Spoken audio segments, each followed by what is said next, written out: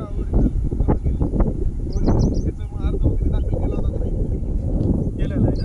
तर मॅडम त्या संदर्भात आमचे दोन्ही सहकारी जे आहे ते तुम्हाला सगळी त्या ठिकाणी मदत करतील आणि या ठिकाणी जे आहे ते तुम्हाला जसं डीबीटी योजनेतून जे आहे ते केंद्राची अर्धी सबसिडी, राज्याची अर्धी सबसिडी आणि मग त्याच्यामध्ये कुणाची लवकर येते, कुणाच्याला ह्याला यायला वेळ लागतो नाही का?